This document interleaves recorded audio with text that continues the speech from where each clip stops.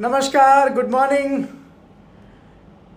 21 साल पूरे आज हो चुके हैं डायरेक्ट सेलिंग के सफ़र को आपके और मेरे साथ पापा मम्मी यहाँ पर हैं। मैं I feel really very proud कि आज मैं ये होस्ट कर रहा हूँ इसको। चेरी मेरे साथ है, पीछे आप देख रहे हैं सिद्धि है, पूरी फैमिली आज हम यहाँ पर हैं क्योंकि मौका ही ऐसा है और हमें नहीं पता था कि हम लॉकडाउन के दौरान इसको सेलिब्रेट कर रहे होंगे, वरना तो मेरे दिमाग में बहुत कुछ था सेलिब्रेशन का। और ईमानदारी की बात आपको बता दूं, मैंने याद दिलाया पापा को कि आपको 21 साल होने जा रहे हैं, तो पापा को तो याद ही नहीं था। इतने 24 घंटे काम में इतने बिजी हैं। 21 साल में एक बात ज़रूर है, मैंने आपको सांस लेते नहीं देखा है ना। और ये सांस ना लेने का नतीजा है कि आज इतना बड़ा परिवार है और इतने बड़े परिवार के साथ हम बात कर पा रहे हैं। मुझे याद है एक समय ऐसा जब पापा ने 99 में शुरुआत करी बिजनेस की, तो इतने पागल थे, मतलब मुझे कोई बेटा अपने पिताजी को पागल नहीं बोल सकता, पर मैं जिस नज़रिए से बोल रहा हूँ उस नज़रिए से कि ये बिजनेस और कॉन्सेप्ट के लिए इतने पागल थे। मुझे ऐसा लगा, एक दिन मैंने इनको रोक के पूछा, मैंने कहा पापा सुनो, अगर कोई आपको आके बोले कि, और कोई नहीं, मैं बोल रहा था भगवान आके बोले, परमात्मा आके बोले आपको कि ये मत करो, ये गलत है, तो आप क्या कहोगे? मतलब मैं ऐसा सोच रहा था कि 9 साल का लड़का ने ऐसा सवाल पूछा कि पापा क्या जवाब देंगे। भगवान आके बोले कि ये कॉन्सेप्ट मत करो और ये गलत है, तो आप क्या? क्योंकि नेगेटिविटी तो तब भी थी, ऐसा तो था नहीं कि सब कुछ पॉजिटिव ही चल रहा है। उस टाइम पे भी नेगेटिविटी आज भी जिस लेवल पे है उस लेवल पे है। जिन लोगों को नहीं समझ में आता, क्योंकि देखिए प्रधानमंत्री देश का है, तो ऐसा नहीं, प्रधानमंत्री के सपोर्टर्स भी हैं तो उसके खिलाफ भी बोलने वाले हैं। तो उस समय कॉन्सेप्ट के खिलाफ भी बहुत सारे लोग बोलते थे, जो मैं सुनता था, मुझे भी पता था। तो मैंने सोचा, मैंने कहा बच्चे का दिमाग ऐसा क्या चला 9 साल के कि वो ऐसा पूछे, परमात्मा आपको आके पूछे और बोले कि ये मत करो, ये गलत है। तो पापा ने क्या जवाब दिया होगा सोचो। बोले बेटा वो परमात्मा ही नहीं होगा जो ऐसा बहुत बोलेगा। आप सोचिए, ये बात मुझे आज याद आ रही है 21 साल बाद, क्योंकि जब मैं देखता था एकदम भूत सवार था सिर पर इस बिजनेस को लेकर, और वही स्पीड के कारण आज 21 साल पूरे हो पाए, वरना तो शायद इंडस्ट्री से आउट भी हो सकते थे। क्या हो सकता था मुझे नहीं पता। मम्मी यहाँ पर है, मम्मी ने पूरा साथ दिया उस दौरान, और मुझे नहीं पता मैं कैसे इस इंडस्ट्री में आ गया, वो भी एक अलग अपने आप में कहानी है। पर आप एक शब्द में बताओ कैसा लग रहा है आप 21 साल बाद? क्योंकि कोई तो पूछे आज इंटरव्यू लेने वाला और कौन होगा मेरे अलावा, घर बंद है, दरवाजे बंद है, कहीं और जा नहीं रहे। हाउ डू यू फील 21 साल? 21 सालों में कभी ऐसा नहीं लगा कि मैं कोई गलत जगह आ गया। और थोड़ा आपको नजदीक जाके मुझे याद है वो पहला दिन, लगभग वो कोई 3 बजे का समय था जब मैंने एक हरे रंग के फॉर्म पे साइन किया था। और मुझे पता भी नहीं था कि हम 21 साल और पूरा परिवार और पूरी फैमिली हम इसमें बिता देंगे। हाँ, पर इतना जरूर पता था कि पता नहीं कोई बहुत बड़ी जड़ी बूटी और बहुत बड़ा एक कोहिनूर हीरा हमारे हाथ लग गया है। और संध्या में आज वो बात करना चाहता हूँ जो हमने कभी आपसे की नहीं, और कभी पुरानी किसी कैसेट में आपने सुना होगा। संध्या से मैंने ये सोचा, संध्या तू कर लेना एक काम, क्योंकि मुझे लगता था ये कुछ ऐसा लेडीज का बिजनेस है, लेडीज कर लेंगी। और संध्या ने कहा कैसे कोई पागल समझते हो क्या मुझे, कोई मैं घर जाके बेचूंगी। और संध्या को इसकी भाभी ने इस संध्या ने अपनी भाभी से कहा कि हमने कोई बिजनेस कर लिया, घर में कोई किट आया है। बहन से कहा, छोटी बहन से, तो उसने कहा कि पापा आ रहे हैं जयपुर, वो किट दिखा मत देना। और अपनी भाभी को किसी ने दे दिया था वो किट, और पापा ने 4थी मंजिल से नीचे फेंक दिया। अब अगर आपके घर में देखेंगे तो मुश्किल हो जाएगा। और संध्या ने मेरे से कहा, मैंने कहा उनको आने दो, मैं उनको ज्वाइन करा के ही भेजूंगा। और संध्या ने तो कहा कि, मैंने कहा तो अब करते हैं बिजनेस, अपन साथ में करते हैं। संध्या बोली नहीं, गर्मियों की छुट्टी है, मैं तो बच्चों को लेके जाऊंगी बेंगलोर। और संध्या बेंगलोर चली गई। जब हम लौट के आई संध्या, तो हम सिल्वर हो चुके थे वहाँ। जब लौट के आई तो उसने घर देखा, बिखरा पड़ा था, कहीं फॉर्म पड़े थे, कहीं किट, तो कहीं प्रोडक्ट्स, तो कहीं कैसेट, और कहीं पे मतलब कुछ समेटा हुआ नहीं था, क्योंकि हम तो पागल बने हुए थे। और 90 दिन 3 महीने के अंदर हमने वहाँ सिल्वर अचीव किया था। जो बहुत बड़ी चीज थी उस वक्त हमारे लिए, और हमने कैसे काम किया। मुझे मतलब वो इनोसेंसी काम कर रही थी, इनोसेंसी काम कर रही थी सर्वज्ञ। वो काम कर रहा था एक जुनून के।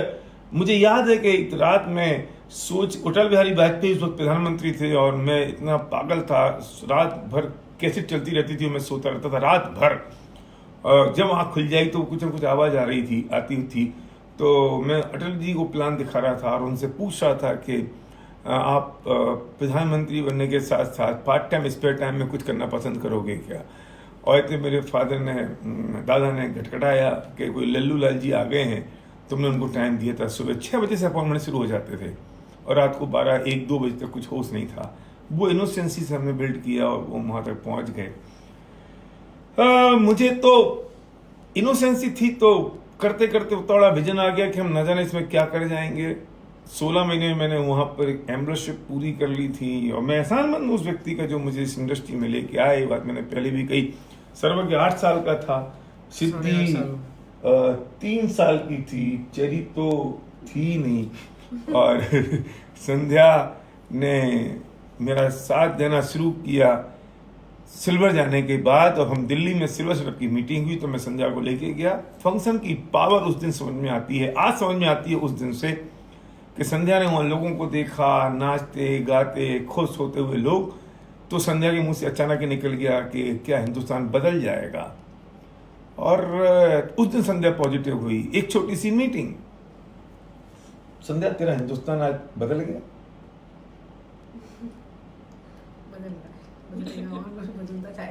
और बदलता रहेगा और बदलता जाएगा। मुझे वो दिन भी याद है जब हम 2004 में डायमंड गए और लगातार हम कोई 15 दिन से बाहर थे, और सर्वज्ञ तो बड़ा हो गया था, सिद्धि अभी भी छोटी थी। और एयरपोर्ट पे भागते दौड़ते छोटी सी लड़की को सिद्धि ने देखा जो छोटी सी फ्रॉक पहन के घूम रही थी, और ये इमोशनल हो गई, इसकी आंखों में आंसू आ गए। मैं इतने दिन से बच्ची को छोड़ा हुआ है।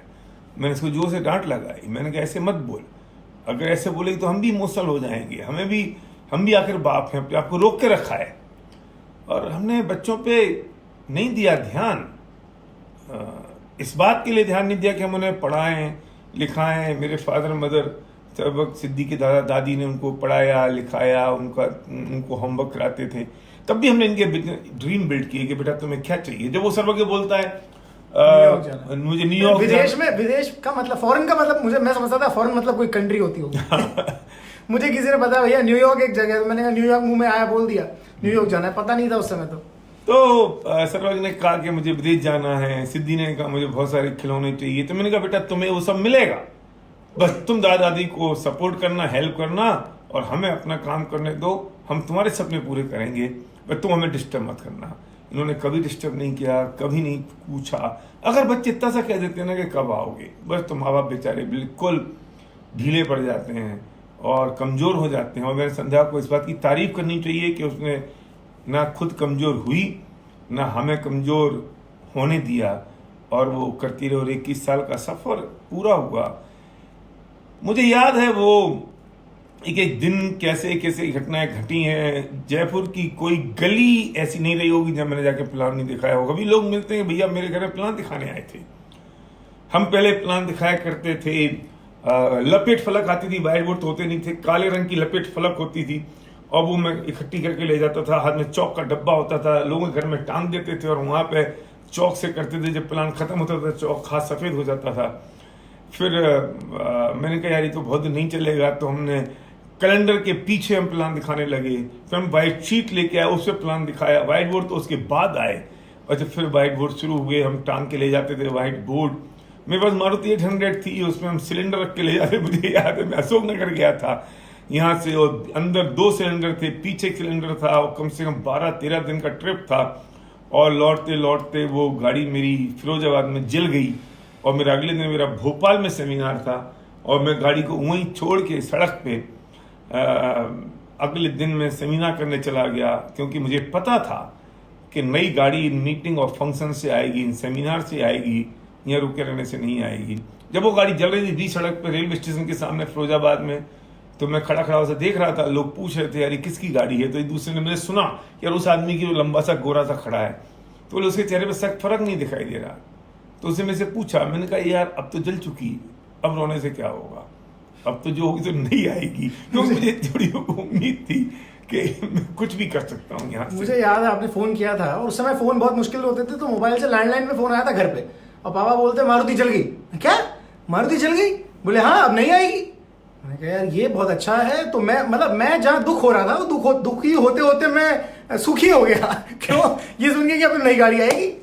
तो उसके बाद मुझे याद है फिर हमने नई गाड़ी परचेज की थी।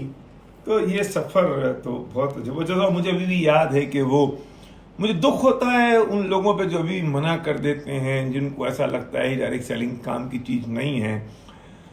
मुझे याद है कि मेरा एक दोस्त, जो बचपन का दोस्त, मेरा मतलब पक्का दोस्त, क्योंकि सबसे पहले तो उसी को बिजनेस दिखाते हैं, वो आया और मैंने उसको बिजनेस में लेके आया। उसने एक आध मीटिंग करी, उस एक मीटिंग में उसने अपनी बहन को साइन कर दिया, और 7 दिन ही नहीं हुए थे इकोनॉमिक टाइम्स में एक न्यूज आ गई कि डायरेक्ट सेल एमडे के अंग्रेज में, तो और कोई डायरेक्ट सेलिंग समझता नहीं था। अब वो मेरे से आके बोला इकोनॉमिक टाइम्स में मैं बहुत बिलीव करता हूँ, इकोनॉमिक टाइम्स में तो नेगेटिव न्यूज आई है। तब तो रोज अखबार में नेगेटिव आता था, रोज, और मैं तो नहीं करूंगा। मैंने उसको बहुत समझाने की कोशिश की, पर मैं समझा ही सकता था, मेरे पास लॉजिक नहीं था, कुछ मेरे तजुर्बा नहीं था, पर पता नहीं मैं समझा रहा था नहीं नहीं सही है सही है सही है। वो कहता है अखबार में छपा है, ईटी में छपा है, और तुम कहते हो कि चलेगा, और वो छोड़ गया।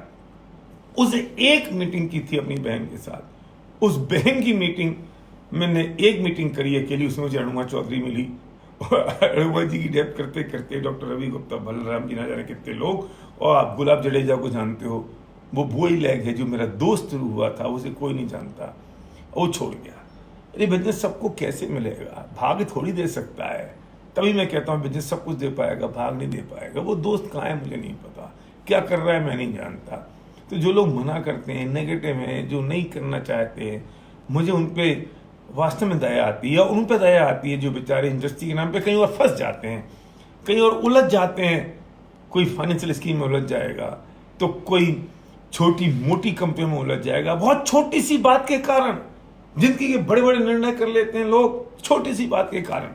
हाँ, मैंने बदलाव किया, मैंने 12 साल एमबीए किया, फिर मैंने बदला। क्यों? क्योंकि वो मेरे फंडामेंटल प्रिंसिपल को अब मैच नहीं कर रहा था।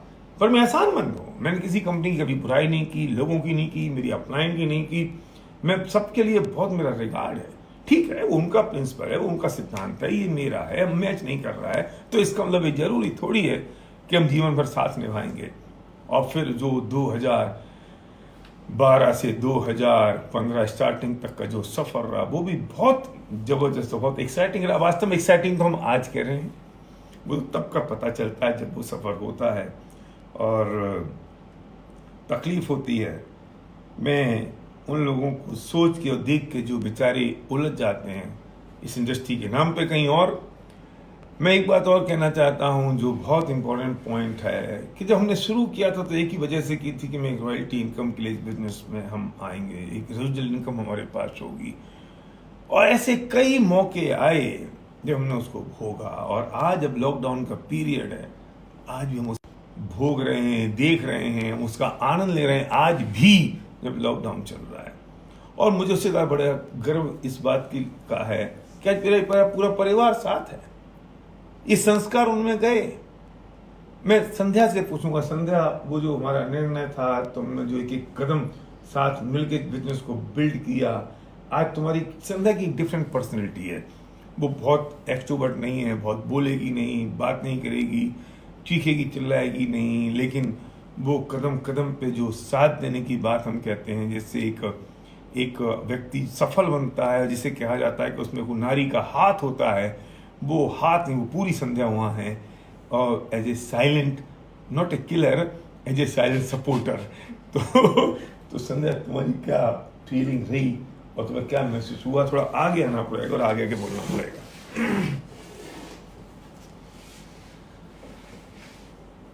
देखिए, थोड़ा तेज। कहाँ से शुरू करूँ समझ में नहीं आ रहा है। बहुत सारी बातें हैं, और किस साल का सफ़र, बहुत पीछे जाना पड़ेगा कि जहाँ से इस इंडस्ट्री को मैंने समझा था, उसका प्लान देखा, और मुझे लगा कि यहाँ पर वो खुशियाँ हैं। क्योंकि मैं ऑलरेडी बिजनेस क्लास फैमिली से बिलोंग करती थी, तो मैंने एक टेंशन ही टेंशन देखी थी। तो मुझे लगता था कि पैसा तो आता है, लेकिन वो एक सुकून जो मिलना चाहिए ना लाइफ में, वो चीज़ की कहीं कमी है। मैं खुद कुछ करना चाहती थी, मुझे ऐसा था कि मेरे को कुछ करना चाहिए लाइफ में। ऐसा नहीं कि बस सिर्फ आप मैं उस समय ये तो ऐसा तो नहीं कह सकती थी कि उस समय हम लोगों को ये फ्रीडम थी कि हमारी उस उम्र में कि हम जॉब करने जाएं या कुछ अपना खुद का कुछ करें, लेकिन फिर भी एक तमन्ना ऐसी थी कि कुछ करना चाहिए बस।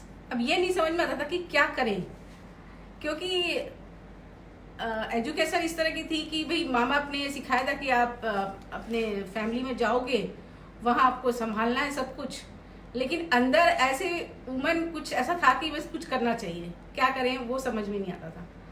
तो जब जैसा इन्होंने बताया कि ये बिजनेस जब आया और कि रात भर मेरे घर मतलब कमरे में पड़ा रहा, तो इन्होंने मुझे बोला कि इसमें कुछ प्रोडक्ट्स हैं, तू देख सकती है और तू कुछ करना चाहती थी तो तू ये कुछ कर सकती है।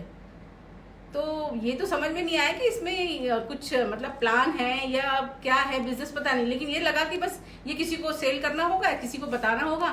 तो मैंने कहा क्या मैं इस तरह का कोई कुछ नहीं करना चाहती हूँ कि घर घर जाके ये सब मैं सेल करूँ या कुछ ऐसा, क्योंकि उस समय ये सब चीजें 30 साल पहले ये सब चीजें ऐसी नहीं थी। 21 साल नहीं मतलब 21 साल तो बिजनेस में आए 30 साल, हुए लेकिन शादी शादी को मेरे 30 साल हो गए और मैं मतलब समझ में नहीं आता था कि ये क्या है मतलब।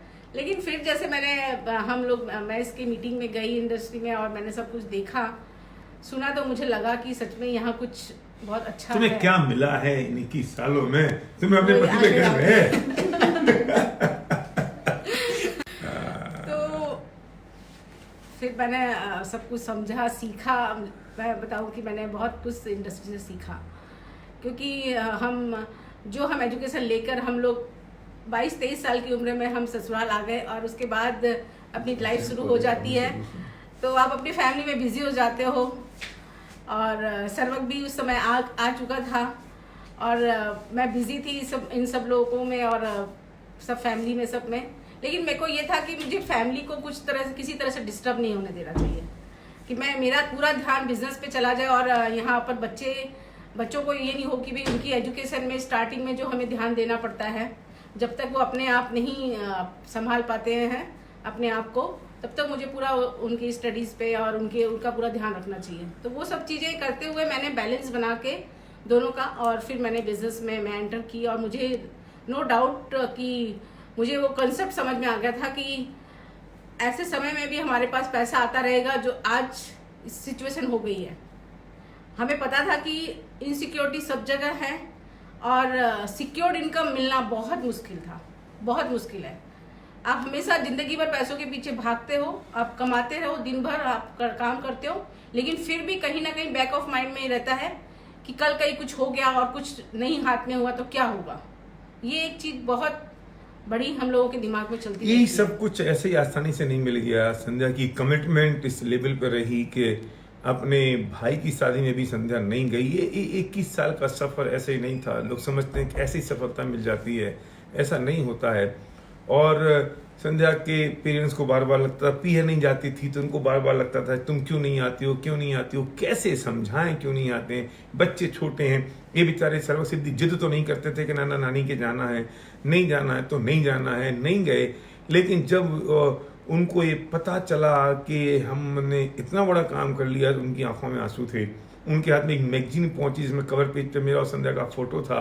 तो उन्होंने फ़ोन किया संध्या के फादर ने, रोते रोते उन्होंने कहा कि हमें समझ में आ गया तुम हमारे यहाँ क्यों नहीं आते थे बेटा, अब तुम जो कर रहे हो बहुत अच्छा करो। कोई माँ बाप नहीं चाहता है कि उनके बच्चे चाहता है कि उनके बच्चे ग्रो करें और कमिटमेंट ना रखें, कोई माँ बाप नहीं चाहता है। लेकिन उस समय पे उनको पता नहीं चलता, उनका राग बोलता है। तो ये आसानी से नहीं मिलती है सफलता, उसके लिए प्राइस चुकानी पड़ती है। पति पे घर वाला से सवाल का जवाब नहीं दिया। हाँ, आपको अपने पति पे घर है? उसमें शर्म आती है बोलने में। ये डिसीजन बहुत अच्छा रहा था, क्योंकि पहले भी इन्होंने 2-3 बिजनेस किए थे तो उसमें भी भाग दौड़ बहुत थी। लेकिन यहाँ जो उसका मतलब उसकी इस इंडस्ट्री में आने के वो नो डाउट बहुत ही अच्छे हैं। और आज बच्चे हम लोग पूरी फैमिली मिलके एंजॉय करते हैं, हर जगह जाते हैं, साथ में रहते हैं और तो उसकी प्राइस पे की तो आज उसकी वैल्यू भी मुझे आ रही है कि मुझे ये चीज़, नहीं तो मैं बहुत बड़ी चीज़ लाइफ में मिस कर जाती। तो सब पे गर्व है, मुझे बेटे पे भी गर्व है, अपने हस्बैंड पे भी गर्व है, और दोनों मिलके बहुत अच्छी तरीके से अब सब कुछ हम लोग कर रहे हैं। सब बहुत अच्छा लग रहा है। Thank you. मुझे जिस वक्त मेरे पास डायरेक्ट सेलिंग में एमवे बिजनेस आया, ऑब्वियसली 99 में, तब मेरी अमिताभ बच्चन कॉर्पोरेशन लिमिटेड और रामानंद सागर के साथ पार्टनरशिप थी। आप सोचो उस वक्त करोड़ रुपए का इन्वेस्टमेंट था, वो सब मैंने जिसे हम आजकल ये कहते हैं कि हमने कैपिटल लोगों से ली, जिसे हम कहते हैं प्राइवेट इक्विटी ली, पी ली, तो हमने लोगों से पैसे लिए, उनको फाइनेंशियल पार्टनर बनाया, और हम उस वक्त वो बिजनेस बिल्ड कर रहे थे, और उसमें हमें दिव्यात्रा प्रोजेक्ट को हम शुरू कर रहे थे और किया था, और उस वक्त ABCL डूब गया और तभी बिजनेस हमारे हाथ में। तो आप सोचो माइंडसेट कहाँ, तो वो उतना बड़ा एक प्रोजेक्ट, दूसरी तरफ एक डब्बा, नया कंसेप्ट, उसमें सिर्फ लीपने पोतने के कुछ सामान और लोगों को मेंबर बनाना। तो आप सोचो कि कैसे कोई आदमी अपने माइंडसेट को चेंज कर सकता है। तभी लोगों ने बहुत मजाक उड़ाई हमारी, लेकिन समय की बात है, वक्त की बात है, और आज ये बिजनेस सेकंड जनरेशन में चला गया। हो सकता है आपको 20 साल लग गए इस बिजनेस में, आपको भी हो गए होंगे, बहुत सारे लोग जो देख रहे हैं लाइव उनको 20 साल हो गए होंगे, पर मेरा एक ही क्वेश्चन है कि आपकी सेकंड जनरेशन बिजनेस में है? अगर नहीं है तो इसमें एक मिस्टेक है कि आप जो कर रहे हैं उस पर आपको फेथ नहीं है, बिलीव नहीं है, आपको मोहब्बत नहीं है, और आपको विजन खुद को नहीं है जो आप कर रहे हैं कि अपने बच्चों को, अपनी फैमिली को लेकर आए। आप भी कह सकते हैं मेरे बच्चों को इंटरेस्ट नहीं है। क्यों नहीं है? इसलिए क्योंकि आपके बच्चे आपको शायद रोल मॉडल नहीं बना पाए, क्योंकि आपने शायद उस तरीके से बिजनेस को बिल्ड नहीं किया जिस तरीके से आपके बच्चे आपको रोल मॉडल बनाए, और आपको अपने बिजनेस पे उतना फेथ नहीं है शायद कि आप अपने बच्चों को जगह लेकर आओ। मैं आपसे कहता हूं, जो आप कर रहे हो उससे मोहब्बत करो, उससे प्यार करो। अभी भी कुछ बिगड़ा नहीं है, वक्त बहुत है। और मेरा सीन इस बात से चौड़ा हो जाता है कि आज सेकंड जनरेशन इस बिजनेस में है और सर्वज्ञ इस बिजनेस में हमारे साथ है। सवाल अगली पैसों का नहीं है, सवाल इस बात का है कि हम साथ हैं, सवाल इस बात का है कि हम साथ साथ रह रहे हैं, सवाल इस बात का है कि फेथ है, इस बात पर बिलीव है। तो मैं सर्वज्ञ को सौंपता हूँ कि उसकी क्या फीलिंग है, वो क्या महसूस करता है। उससे पहले मेरा आप दोनों से सवाल ये है कि 99 में जब आपने बिजनेस शुरू किया तो क्या आपको भरोसा था कि आपका प्यारा सा, सुंदर सा, हैंडसम सा, स्मार्ट सा, इंटेलिजेंट बच्चा आपके साथ बिजनेस में आ जाएगा? मैं पहले दिन से था। मेरी कोई तारीफ नहीं कर रहा, मैंने कहा मैं ही करूँगा मेरी तारीफ। वो पहले दिन से था। अच्छा। क्यों था कि अगर नहीं होता ना तो मैं उतने जुनून और पैशन के साथ नहीं कर पाता। और जो मैंने 2011 में जिसे छोड़ा वो भी इसलिए ही छोड़ा क्योंकि वहां मैं अपने बच्चे को नहीं ला सकता था। तो इसलिए मैंने कहा कि मैं आता नहीं, मैं आप ला नहीं सकते थे, मैं आता नहीं हूँ, मैं ऑलरेडी गिव अप कर जिस मैं अपने बच्चे को नहीं लेके आ सकता हूँ उसमें मैं किसी और के बच्चे को कैसे लेके आ सकता हूँ? मैं आपको कैसे लेके आ सकता हूँ? आप भी किसी के बच्चे हो। तो ये मैं नहीं कर सकता था, और इसलिए वो बहुत बड़ा डिसीजन था, बहुत स्ट्रॉन्ग डिसीजन था जो आसान नहीं था। नहीं, पर लोगों को, मैं 2-3 सवाल मेरे ऐसे हैं कि लोगों को क्या लगता है कि एसपी भारल ऊपर से आए हैं कहीं से, ये कर सकते हैं, हम नहीं कर सकते। तो मतलब 99 में आपने भी शुरुआत की थी इस बिजनेस की। 99 में लोग शुरुआत भूल जाते हैं, लोग आज देखते हैं। मैंने तो 3 बार शुरुआत करी, 4 बार। ये दूसरा सवाल है हाँ। कि अगर भारत साहब ने 3 बार शुरुआत करी तो हम क्यों नहीं कर सकते? हाँ। क्यों? तो क्या सब छोड़ते रहे, नहीं, दूसरा पकड़ते रहे? सवाल ना छोड़ने का ना पकड़ने का है। मैं बार बार कहता हूं कि आपकी जिंदगी प्रिंसिपल बेस होनी चाहिए, सिद्धांत होने चाहिए। यही बात है। आपकी जिंदगी 100 बार छोड़ना पड़े तो छोड़ना पड़ सकता है, और एक बार नहीं छोड़ना पड़े तो नहीं छोड़ना चाहिए। हर एक के पीछे लॉजिक होना चाहिए। लॉजिक है मेरे पास, हर बात का एक कारण है मेरे पास। मैंने अगर एमबीए छोड़ा तो इसलिए नहीं कि एमबीए लोग खराब हैं, एमबीए के लोग गलत काम करते हैं, एमबीए कंपनी ठीक नहीं है, अपलाइन ठीक नहीं है। नहीं, ऐसा नहीं है। मैं डायरेक्ट सेलिंग की परिभाषा ये समझता हूं कि डायरेक्ट सेलिंग नेटवर्किंग का बिजनेस है, प्रोडक्ट्स का नहीं है। मैं ही मानता हूं कि ओवर प्राइस प्रोडक्ट्स नहीं होने चाहिए। मैं ही मानता हूं कि सेलिंग का बिजनेस नहीं है। They are doing right thing. वो जो कर रहे हैं वो अपने हिसाब से बिल्कुल सही कर रहे हैं क्योंकि वो उनकी पॉलिसी है। पर मेरी पॉलिसी वो हो जरूरी तो नहीं है। बाजार में मारुति भी बिक रही है, मर्सिडीज भी बिक रही है, और हमारी भी बिक रही है, और न जाने कौन कौन सी कंपनी 5-5 करोड़ की रॉयल्स रॉयस बिक रही है। मैं कल रॉयल्स रॉयस नहीं ले रहा हूं तो इसका वो खराब है? नो। मैं मारुति नहीं ले रहा हूं तो वो खराब है? नहीं। मुझे जो लेना है वो मुझे लेना है, बाकी खराब है ऐसा नहीं है। तो इसलिए मैंने उनको छोड़ दिया। मोना भी हिंदुस्तान छोड़ के चली गई, वो हमें छोड़ के चली गई। हम क्या करें? हमने आयु संस्था तैयार की इस बात के लिए क्योंकि हम एक कुछ हमें दिखाई नहीं दे रहा है तो अपनी कंपनी शुरू कर लेते हैं। हमने कंपनी शुरू करी, लेकिन फाइनेंशियल पार्टनर जो था उसका इंटेंशन कुछ और था। अब क्या करेंगे? अब उसके बाद हमने सोचा कि एक डिजाइन करते हैं how to choose a direct selling company, और अगर वैसी डायरेक्ट सेलिंग कंपनी मिलेगी तो मैं करूंगा, वरना ना किसी को करने दूंगा ना मैं करूंगा। और जब सारी स्टडी कर ली पूरी दुनिया की कंपनियों की, और जिस जगह हम आज ये लाइव कर रहे हैं इसी जगह बैठ के मैंने यूं भी कह दिया वेस्टीज देख लेते हैं। और आप मानोगे नहीं, मैं बाली साहब से बात कही और मैं कई बार कह चुका हूं फंक्शन उनके सामने कि मेरे जो प्रिंसिपल हैं, मेरे जो सिद्धांत हैं डायरेक्ट सेलिंग को लेके, उससे आपके जो सिद्धांत है वो मैच कर रहे हैं, इसलिए हमारी दोस्ती पक्की है। यस, यही बात है, सवाल इस बात का नहीं है। और लोग इसलिए छोड़ दें कि मेरी अप्लायंसें बन नहीं रही, इसलिए छोड़ दें कि वहां का साबुन 5 रुपए सस्ता है, वहां का तेल 10 रुपए महंगा है, इसलिए छोड़ दें कि हम नई चीज आई है वो देख लो। अरे कुछ प्रिंसिपल, कुछ वैल्यू, कुछ सिद्धांत, कोई रीजन, कोई कारण पता चले। नहीं, यहाँ पैसे नहीं बन रहे हैं, वहां बन जाएंगे। कैसे नहीं बन रहे हैं? नहीं, ये कठिन है, वो आसान है। दुनिया में कोई पैसे नहीं मिलते बिना काम किए। कठिन और आसान कुछ नहीं होता है, नहीं होता कठिन आसान, तुम्हारी मेहनत कम है। चीजें महंगी आपको इसलिए लगती हैं क्योंकि इनकम नहीं है, और चीजें कठिन आपको इसलिए लगती हैं क्योंकि आपके पास परिश्रम नहीं है। बस मतलब सिद्धांतों को नहीं बदलना चाहिए परिस्थिति के हिसाब से। Yes. और 2011 से लेकर जो भी फेज था 2015 तक, मैं उसका साक्षी हूं, क्योंकि मैं हो गया था तब तक जवान 21 साल का। 2011 में मैंने देखा वो पूरा फेज। लाइफ में ऐसा फेज आएगा जवान होते ही, ऐसा मैंने कभी नहीं सोचा था। और समय ने जो रास्ता हमें दिखाया हम उस पर चले। हमने उछल कूद नहीं करी। जो समय जिस तरह से आया, जो ऑप्शन सामने दिखा, बेस्ट ऑफ द बेस्ट चीज अपने लोगों के लिए। और एक समय तो ऐसा था लोग ही नहीं थे, लोग ही सारे छोड़ के चले गए थे, या तो वो रोज खबर आती थी, जैसे आज कोरोना की आती ना, बिल्कुल। कितने मर गए, इतने बढ़ गए, इतने मर गए, ऐसे पता चलता था। बोले चली गई, वो आदमी चला गया, वो निपट गया। तो समय खराब था इस दृष्टि से कि लोग हमारे साथ नहीं रहे, लोग इंडस्ट्री से छोड़ के चले गए, और समय के अनुकूल जो रास्ता मिला उस पर हम गए। अपना दिल साफ था, इंटेंशन साफ था, सिद्धांत पक्के थे। इसी कारण से आज वो हुजूम 4 गुना ज्यादा बड़ा हो गया, 5 गुना ज्यादा बड़ा हो गया, जिसको छोड़ा था 2011 में। तो इसलिए लोग जितने भी सवाल उठाते हैं, आज भी उठाते हैं, कीचड़ उछालते हैं, उन चीजों से इसीलिए फर्क नहीं पड़ता क्योंकि भारल साहब ने या भारल फैमिली ने उस समय भी सिद्धांतों पर थे, आज भी थे। और वो समय ऐसा था कि एक कंपनी छोड़ के चली गई, जिस कंपनी में मूव किए, अपनी कंपनी शुरू करी। उस कंपनी को, वो कंपनी उस तरीके से सेटल नहीं हो पाई जिस तरीके से हम चाहते थे। क्यों? क्योंकि कहीं ना कहीं पार्टनरशिप थी, कहीं कोई इंटरेस्ट दूसरा था। और उसके बाद वही कंपनी मर्ज हुई एक ऐसी कंपनी में जो आज देश की सबसे बड़ी डायरेक्ट सेलिंग कंपनी बन गई है, दुनिया की टॉप 30 में आ गई वेस्टीज। तो इसीलिए आज पिछले 5 साल से सक्सेसफुली वेस्टीज के साथ है। पर कोई लोग जो उछल कूद कर रहे हैं वो मेरे ख्याल से बिना सिद्धांतों के, बिना किसी लॉजिक के, और बिना अपने आप को अपलाइन और सिस्टम को सबमिट किए, ये कह के कोई ना कोई कारण देकर अपने आप को समझाकर, है ना, तो कोई ना कोई, मैंने आज ये सवाल इसीलिए पूछा कि कोई ये उदाहरण ना दे कि भारल साहब ने भी तो बदला। भारल साहब ने बदला नहीं, भारल साहब ने बदला तो सिद्धांतों के आधार पर बदला, और आगे नहीं बदलेंगे तो इसी कारण से कि सिद्धांत जो है उन सिद्धांतों पे अटल है, बशर्ते वो कंपनी भी अपने सिद्धांतों पर अटल रहे। और यही बात है 2015 में जब बाली साहब से बात हुई तो इसी बात पे बात हुई। और बाली साहब का भी ये बात बहुत अच्छी लगती है कि वो कहते हैं कि मैं रहूं ना रहूं पर कंपनी उन्हीं सिद्धांतों पे चलती रहेगी, और इसी कारण से वो एसोसिएशन फिर हमेशा चलता रहेगा।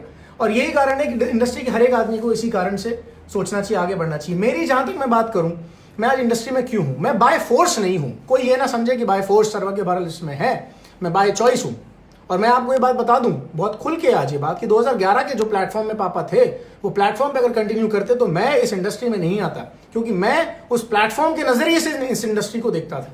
मेरी आंखें तो तब खुली जब 2011 में मैंने इस इंडस्ट्री को देखा कोई दूसरे नजरिए से कि इस इंडस्ट्री में तो बहुत पावर है। मैं बहुत एंटरप्रेन्योर माइंडसेट का आदमी हूं। 4th क्लास में पढ़ता था तब मैंने एक बच्चों का क्लब खोल लिया था जिसमें मैं बच्चों से चार्ज करता था। मैं तब से कमाई कर रहा हूं। 4th क्लास का बच्चा 10 रुपए 20 रुपए लेता था बच्चों से, किस बात के? खेलने के। तुझे खेलना, पैसे दे। मैं वो आदमी हूं। मैं आज भी इतना दिमाग लगाता हूं, मेरी टेबल में इस समय भी 20 किताबें पड़ी हुई हैं। पर दिक्कत तो ये है कि इस धंधे में अपना दिमाग नहीं लगाना होता। इस धंधे में सिर्फ वो काम करना होता है जो सिस्टम कहता है। तो इसलिए मैं बाय चॉइस हूं आज, क्योंकि आज सब धंधों पर महादशा मंडरा रही है, पर एक धंधा ये ऐसा है जिसपे कोई महादशा नहीं है और ये चलता जा रहा है। मुझे खुशी इस बात की होती है कि आप सिर्फ एप्लीकेशन, हाँ, हमने केवल धंधा भी तो करता था। बिल्कुल किया। जो धंधा पापा ने किया वो धंधा मैंने किया, 100% फॉलो किया है अपनी अपलाइन को। और आज ये कर रहे हैं तो आज मैं उनके साथ हूं, कंधे से कंधा मिलाकर। बहुत बढ़िया बात आई है कि मतलब हमारे ऊपर हमसे भी ज्यादा अधिकार किसी का है तो वो माँ बाप का अधिकार है। और अगर उन्होंने कोई काम चूज किया है तो कुछ सोच समझ के किया होगा। और आज मैं इसमें फुल टाइम डिवोटेड हूं तो सिर्फ इसलिए हूं क्योंकि मुझे इस पे भरोसा है, इस बिजनेस पे, इस कॉन्सेप्ट पे, और ये कॉन्सेप्ट सक्सेसफुल है। और आज आपने देख लिया लॉकडाउन के दौरान अगर कोई चीज इंडस्ट्री ग्रो कर रही है और आने वाले समय में ग्रो करने वाली है तो वो डायरेक्ट सेलिंग इंडस्ट्री है।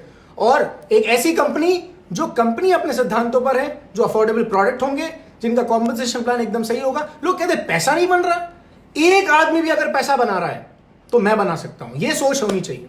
एक आदमी भी अगर इस समय कोई अगर 5 लाख बना रहा है, 10 लाख बना रहा है, 20 लाख बना रहा है, 50 लाख बना रहा है, 1 करोड़ रुपए बना रहा है महीने के, अगर वो एक आदमी बना रहा है तो एक आदमी और बना सकता है। ये प्लान में ताकत होनी चाहिए। और 16 साल से कंसिस्टेंटली अगर कोई कंपनी ने ये दिखाया है करके तो वो कंपनी बेस्ट चॉइस हो सकती है इस समय, इस मार्केट में।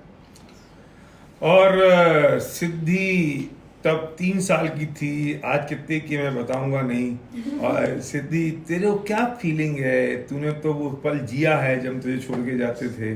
तुझे हम परिवार के साथ बैठे, इसलिए मैं आपसे कहना चाहता हूँ कि आप कोई भी गुंडा, बदमाश, मवाली, फाइनेंशियल स्कीम वाले, गलत काम करने वाले, आतंकवादी परिवार के साथ बिजनेस नहीं करते। अगर कोई परिवार के साथ बिजनेस बिल्ड कर रहा है तो समझ लेना यही अपने में ऑथेंटिक बात है। किसी को 21 साल हो गए अगर बिजनेस में तो अपने आप में प्रमाणिक बात है कि हम सही काम कर रहे हैं। तो ये सिद्धि हाँ, मैं बहुत छोटी थी उस टाइम जब पापा मम्मी ने बिजनेस स्टार्ट किया। एंड उस टाइम तो एक्चुअली कुछ फील नहीं कर सकती थी, उस टाइम कुछ नहीं है। बट एक मेमोरी है मेरे पास, मैं शायद 10-11 साल की होंगी और हम लोग किसी कैफे में बैठे थे, रात का टाइम था। और पता नहीं क्यों भैया और मेरे दिमाग में आया कि हमको प्लान समझना था उस टाइम। और उस टाइम हम पापा ने, मतलब उससे भी पहले पापा समझा चुके होंगे पर कभी समझ नहीं आया था मेरे को तो पर्सनली। और उस दिन भी पापा बैठ के हमें प्लान समझा रहे थे कि ये ऐसे होता है, वैसे होता है। मतलब स्टार्टिंग से ही वो ही सब वैल्यूज चलती आ रही थी, वो ही सब चलते आ रहा था। इन्वॉल्वमेंट, हाँ, जो डेफिनेटली हम लोगों को साथ में कनेक्टिविटी, और हम लोग मतलब चारों बैठते भी थे तो सिर्फ वही बातें होती थी, बिजनेस की बातें होती थी, हम दोनों की पढ़ाई के बारे में पूछना, वो सब। बट बिजनेस तो डेफिनेटली कहीं ना कहीं हर जगह से घूम फिर के आ ही जाता था। आज तो स्पेशली बहुत स्पेशल डे है हम सबके लिए। And very proud of mummy papa. And definitely उनने बहुत बड़ा काम किया, बहुत हम लोगों को बहुत खुश रखा है। कोई बात ही नहीं है कि कहीं पे भी उन्होंने टाइम नहीं दिया या कुछ भी थी कि हम बहुत छोटे थे, बट उनका पूरा सपोर्ट हमारे साथ फिर भी उस टाइम था।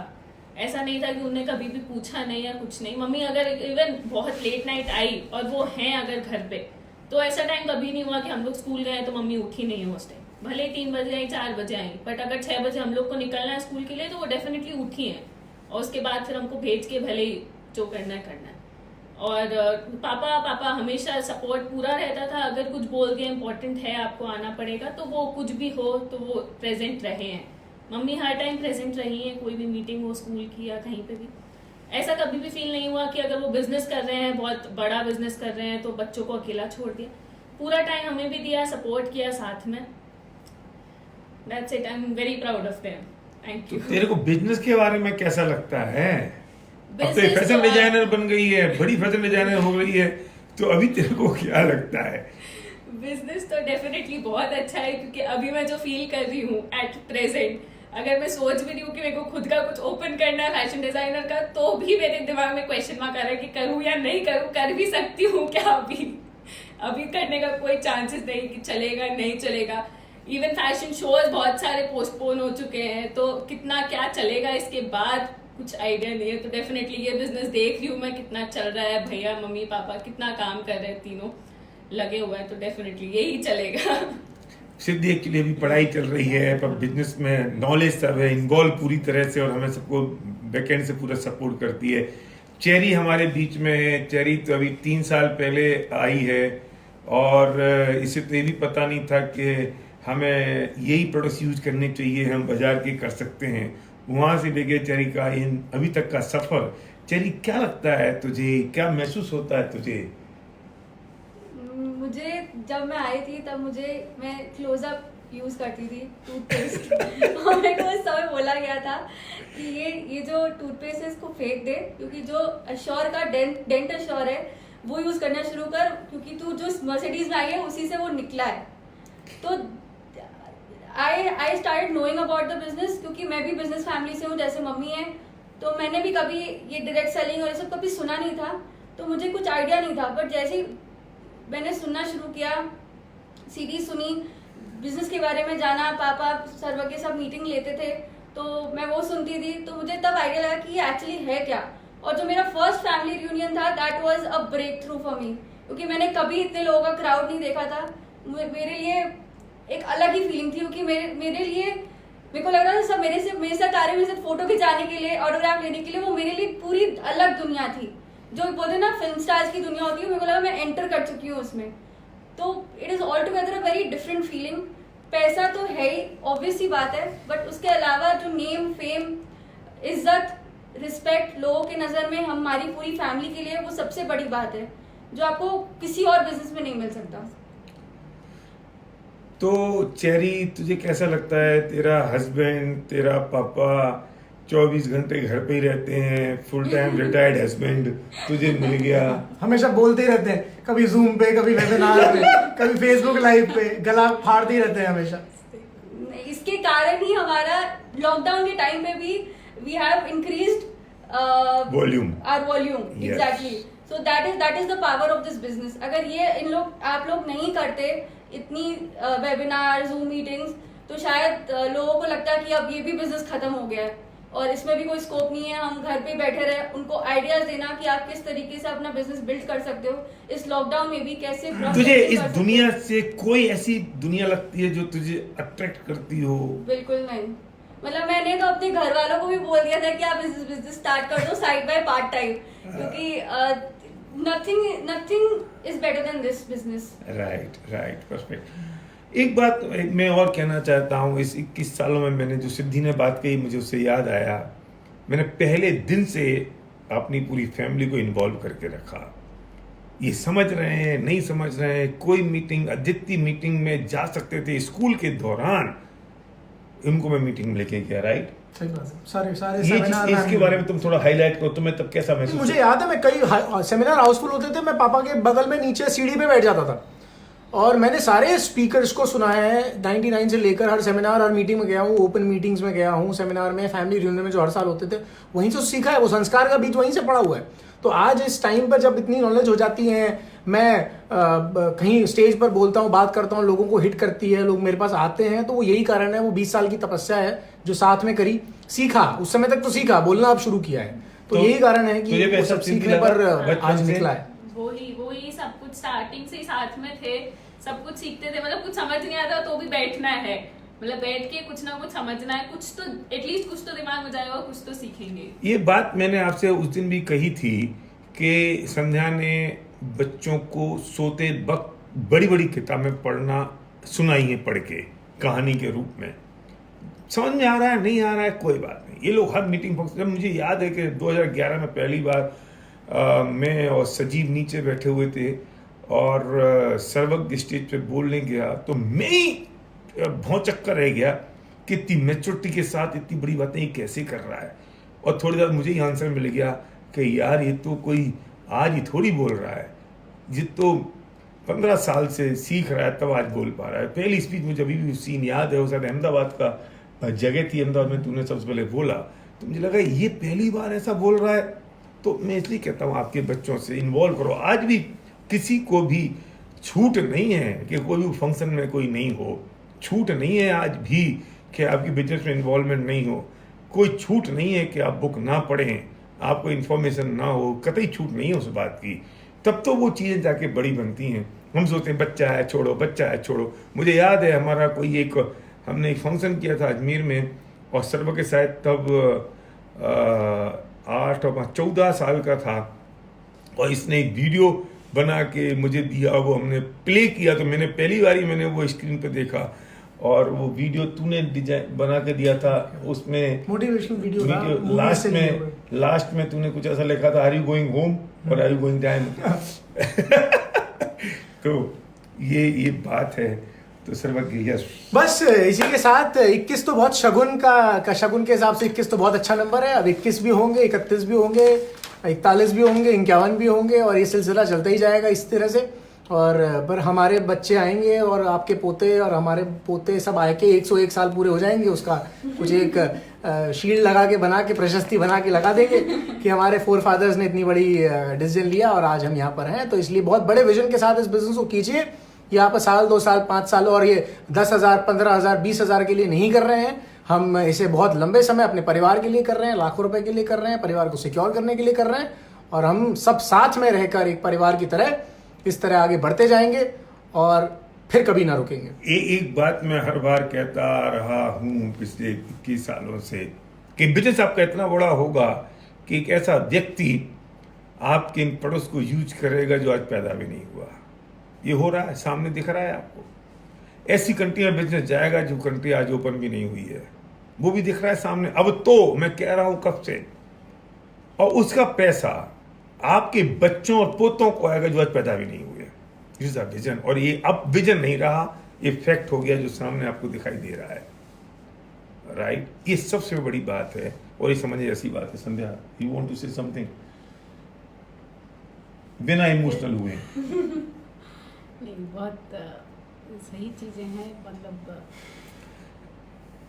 फैमिली बॉन्डिंग सब कुछ। मतलब मैं यही कहूँगी कि बच्चों को जब स्टार्टिंग से हमने ये सब चीज़ें सिखाई और तो आज उसका कुछ अलग ही नज़रिया है। मतलब अपनी पढ़ाई के साथ साथ मतलब इस पे इन्होंने फोकस किया। कभी भी फ्री टाइम में अपनी किताबें पढ़ी, पॉजिटिव एटीट्यूड की जो किताबें हम लोग स्टार्टिंग में हम खुद पढ़ते थे, तो बच्चे देखते थे वो और वो खुद भी पढ़ते थे और हम उन्हें बताते थे कि बेटा ये पढ़ना है आपको। तो ये सब चीज़ें आज वैल्यूज़ दे रही हैं और यही सब चीज़ों से एक फैमिली बॉन्डिंग और सब हम एक ही पेज पर हैं। कोई ऐसा नहीं कि कोई हम बात करें तो कोई बोर हो रहा हो, क्योंकि हम सब इंजॉय करते हैं सब उन सब बातों को। तो ये बात है। एक सेंस ऑफ अर्जेंसी रखिए। मुझे याद है 2003 में मेरे फादर की तबीयत खराब हुई थी और मैं उसी साल मैंने डिसीजन किया था कि अब मुझे हाईएस्ट लेवल अचीव कर लेना है जहाँ पे मैं था, क्योंकि वो मेरे अपनी आंखों के सामने सब देख के चले जाएं। मैं अचीव तो करूंगा, पर मैं इस बात की गम करता रहा हूँ पूरे जीवन भर, स्टेज पर रोता रहा हूँ कि वो होते तो आज अच्छा होता। लेकिन थैंक गॉड वो लगभग 6 महीने पहले हमें छोड़ के गए और उन्हें वो सब कुछ देख लिया जो हम चाहते थे और जो हो सकता था।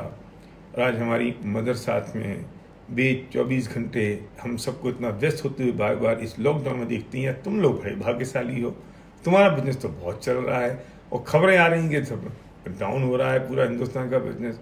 तो उनको जो खुशी मिलती है वो बहुत गजब की, अनहोनी होती है। आप लोगों ने फैमिली रियूनियन में उनको देखा।